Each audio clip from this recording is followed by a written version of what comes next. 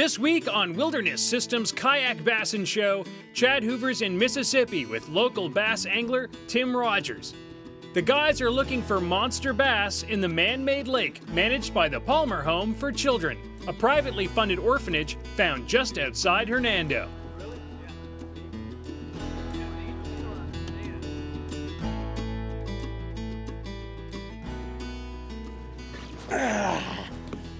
All right, so here we are. We're at the Palmer Home for Children, just outside of Hernando, Mississippi. Basically, we're about 15 miles from the famed Mississippi River Delta. I'm hooking up with my good friend Tim Rogers. Tim's a pilot with FedEx in Memphis, and this is just 15 or 20 miles south of that. Supposed to be some jam-up bass fishing. We're gonna get out on this lake, got some perfect Mississippi chocolate milk water, and see if we can drum up a late February bass.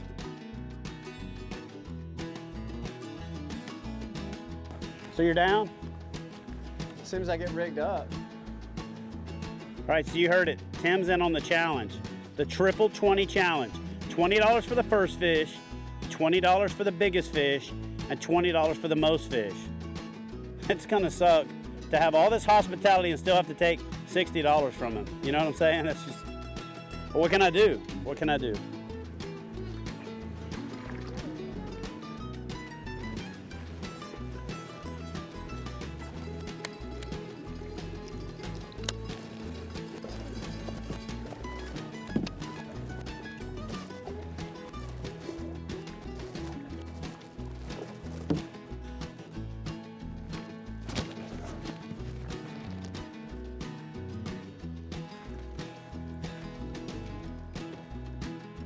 There we go.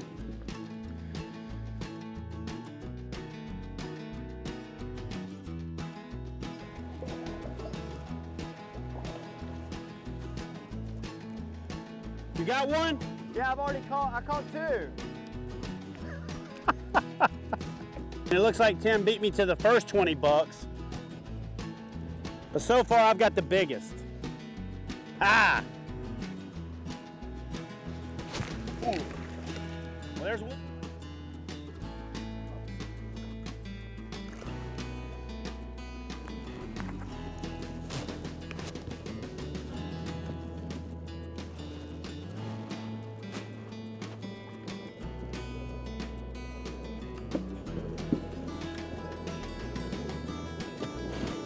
The great thing about high-end graphite rods is that they're super sensitive, but you can't put them in really crazy angles, or that's what happens.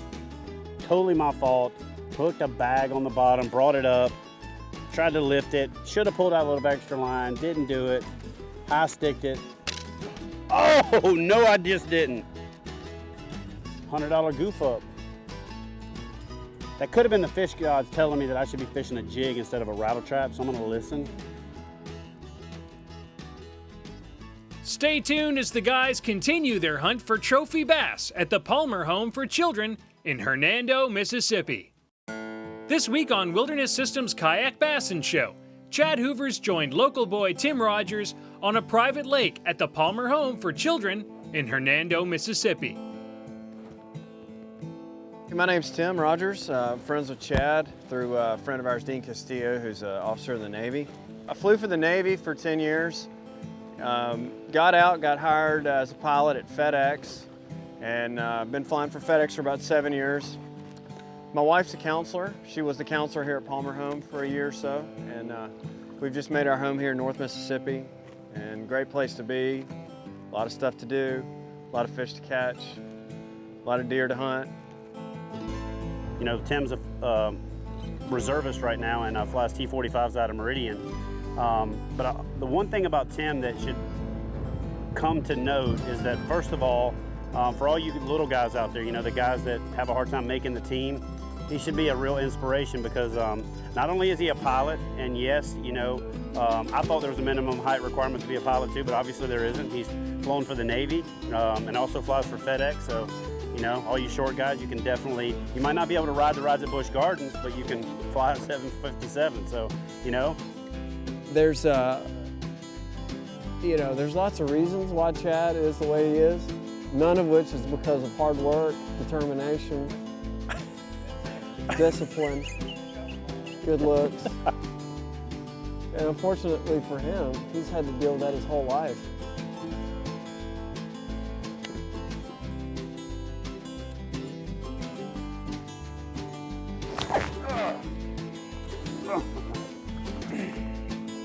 Good Lord. These bass are gold.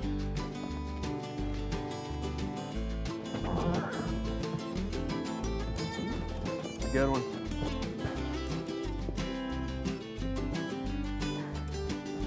I think he's hung. Oh, come out of there.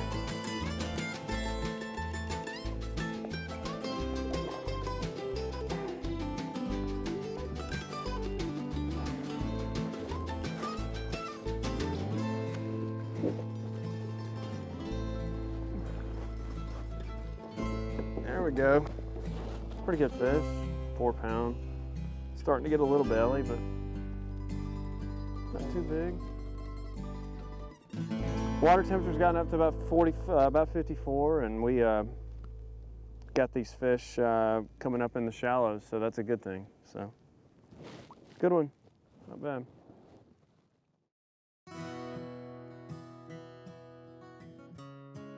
Palmer Home for Children was started in the late 1800s in 1895 as a private Christian orphanage and has existed for well ever since then, primarily on our campus in Columbus, Mississippi, the original campus. That campus was full, and we decided to build this campus outside of Hernando, Mississippi. This campus is about 9 years old now. We have about 30 children who live here. The children that we take care of today aren't true orphans, as most people know orphans. The children that live at Palmer today are children who usually have parents, their parents aren't able to take care of them because of drug or alcohol abuse or sexual abuse or a lot of different sad reasons. All of our children at Palmer have a sad reason why they're here, but as you can see from the beauty of this campus and this lake, everything that we've done here is provide a really nice place for them. Usually in the summertime, you'll see these banks lined with eager boys and girls hoping to catch that big bass, just like these guys are trying to. There he is. Oh, yes! That's what you come to the South for right there. Monsters. Even when they're not big bass, they think they're big bass. Look at that. Ate a lure half his size. That's like me trying to run up and eat Tim. That's crazy. When we built this lake, matter of fact, the first time I saw this lake, it was a soybean field. It was a very crescent shaped, long, about an 80 to 85 acre soybean field that had a huge creek running through the middle of it. When I saw it, I thought this is a perfect place to build a lake. We had to put a dam on the north end and the water would just fill up and it'll be great. And it was. It was a relatively inexpensive lake to build for the size. So there's not a lot of structure in the lake other than each one of these coves in the lake had a ditch running into it, and then of course that huge creek that was out in the middle of the lake is still there. The dam is 1,300 feet long with the big S-curve in it, and it's a great place to fish. They love to get in those rocks and find all the little minnows and threadfin shad running around there and the crawfish. So it's a great place to fish down the dam. You know what, I fish a lot of hard to reach places and a lot of isolated small bodies of water. But I also fish a lot of really big bodies of water with very limited access. And one of the keys to covering a lot of water and finding and getting to fish that nobody else can get to is my Torqeedo 403 ultralight kayak motor. The beautiful thing about it is that it can extend my range and I can shorten my learning curve for learning large bodies of water to find that spot within the spot that's going to produce fish almost every time. Look, I don't take it on every outing, but I take it on the outings when I'm trying to learn the water, find the fish, and increase my odds for success every time that I go out. The Torqeedo 403 ultralight kayak motor is something every kayak angler who's serious about catching fish should take a look at. We'll be right back with more kayak bass fishing action.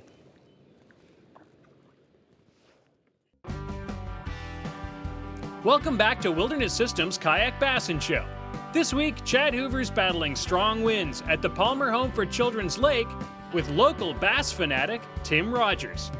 You know, Tim, one of the things we try to do on the show is not only teach people like what we're using so that they can, you know, take those tips and tactics and techniques and get out on the water and have more success, but we also like to point out things that'll help them enjoy their time in the kayak a little bit more. That way there's less frustrating. So before we came around that corner, I saw something and I'm like, oh, you know what, I should probably address that for the folks at home. But one of the things when you're fishing with crankbait that helps that you avoid that frustration is don't cast it into the tree. Generally, it's a lot easier to just cast it into the water to make your retrieve. Yep. It makes for a lot better day on the water, a lot less frustrating, and more enjoyable experience when fishing from the kayak. So, Yeah. Well, I don't know that that's not something that's intuitive, but I wanted to point that out. That's an excellent point. Okay.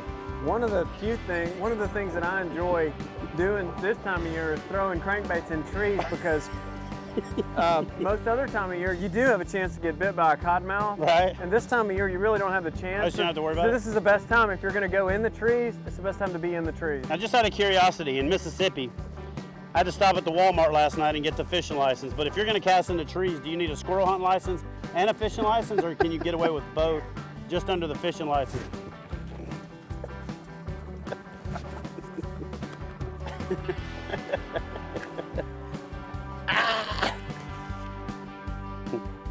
He's right on the end of that treetop. Fish.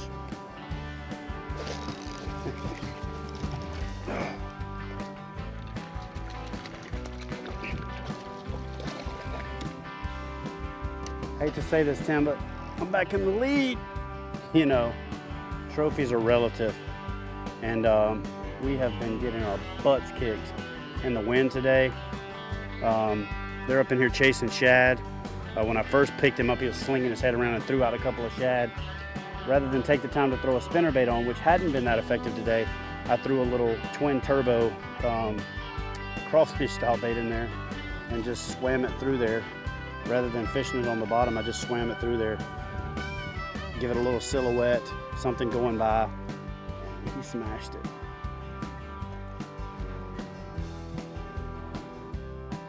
Here we go.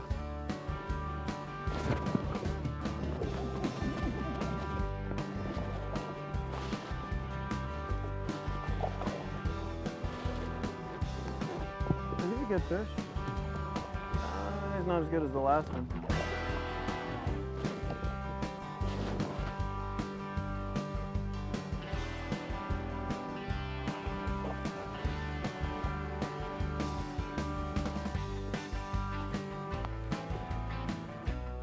Not bad. Same jig, that half-ounce Strike King blue jig with a trailer. I don't know if it's related or not, but every time I go fish muddy water, I catch fish that don't have a lot of color. And he's one of them. Using a life jacket when you're kayak fishing doesn't just make safety sense, it can be a valuable piece of your fishing arsenal. And Chad explains why in this week's Kayak Fishing Tip. Brought to you by Wilderness Systems, makers of the Ride, Tarpon, and Commander series of premium fishing kayaks. You know, staying organized in your kayak is really important, but it's even more important on days like today when the fishing conditions are tough and it's super windy out. Having everything you need within reach is a big deal, especially when you're wanting to make adjustments, quick changes, and not having to try to turn around to get to the back of your kayak to get to your gear bag. So today I'm actually wearing the Chinook PFD from NRS. There are a lot of great PFDs out there on the market, but I suggest buying one that's specifically designed for fishing, and it's specifically designed for fishing with the high back seats, like the one that I have on now. With the back part is mesh. For one, it's a lot cooler on hot days. When you got a lot of bulk on when it's cool, it doesn't interfere with sitting in the kayak comfortably. But probably the most important thing is that you have easy access to stuff like scents. You know, you can put your zinger on there for your clippers. You can have little small things like your peg weights, plug weights for your slip sinkers. But the key is to have, you know, the ability to divide stuff up, like these extra little pockets in the front. Like for right now, I'm specifically using a couple of things, so rather than have to dig through this excess pocket with a bunch of stuff in there, I can have my 3/0 hooks and then my adjustable weight hooks right there up front in this segregated pocket. So the fishing PFD shouldn't be just viewed as a as a life-saving mechanism or something to preserve your life. It should actually be integrated into the way you fish and one of the tools that you use when you're out on the water. So do a little research, check out your local pro shop, but find yourself a PFD that's designed specifically for fishing from kayaks and add this to your fishing arsenal. For more kayak bass fishing tips and tricks, and for your chance to win a free Wilderness Systems kayak, visit kayakbassintv.com. We'll be right back with more kayak bass fishing action. This week on Wilderness Systems Kayak Bassin Show, Chad Hoover is looking for the big one at the Palmer Home for Children's Lake in Mississippi.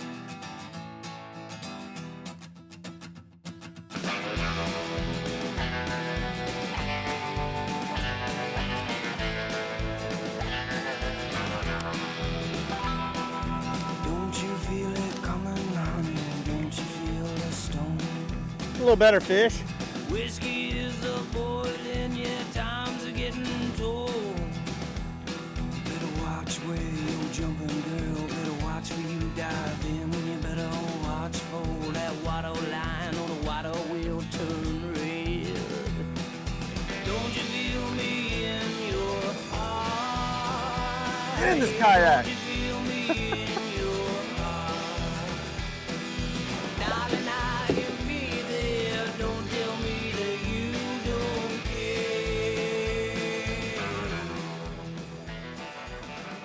This little brush top right here is about 4 or 5 feet of water, and it drops off into about 15 to 20 right behind me.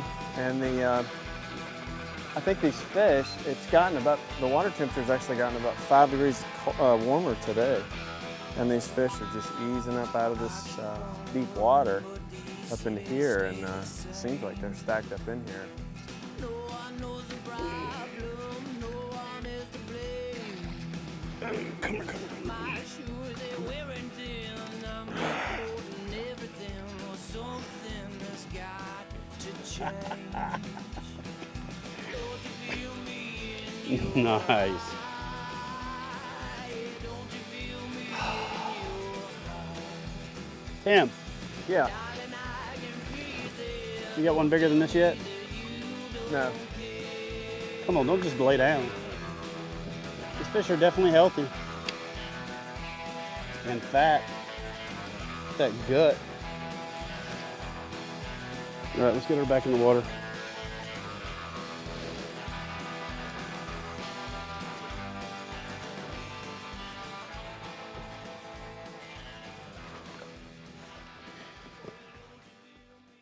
Let me tell you a little bit about the boat I'm fishing out of today. This is the Wilderness Systems Ride 135. This is actually newly designed for 2012 with a lot of great features, a lot of flat surfaces for mounting accessories. The reason that this boat has been a big advantage today is because of the low deck height.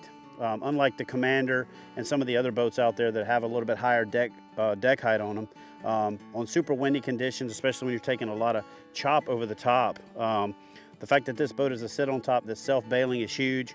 The fact that the stern area is also pretty low to the deck is really good. Super stable, great boat, but for conditions like this, you can't beat it. With the addition of the rudder like I have on this boat, it just made very, very difficult conditions that much more manageable. So check out the Wilderness Systems Ride 135 and Ride 115 when you're considering purchasing your next fishing kayak. All right, hey, I gotta thank my good friend Tim Rogers for having me down here in my birth state of Mississippi for a little bit of late winter kayak bass fishing. I'll tell you what, man, it's been fun. We've had a good time.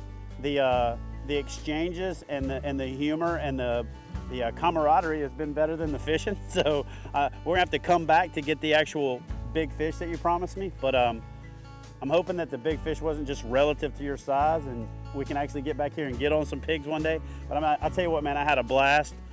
Thanks for having us, and until next week, join us for some more kayak bass fishing. It's a good fish, man. Get him away from these sticks.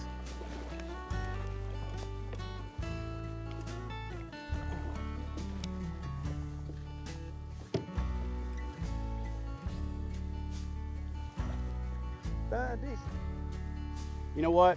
Whether you're new to kayak fishing or you're looking to give kayak fishing a try, visit Hook One at kayakfishinggear.com for the latest in kayak fishing accessories, kayaks, and you know what? If you don't see something that you like, give us a call and we'll make sure we add it. Wow, nice fish.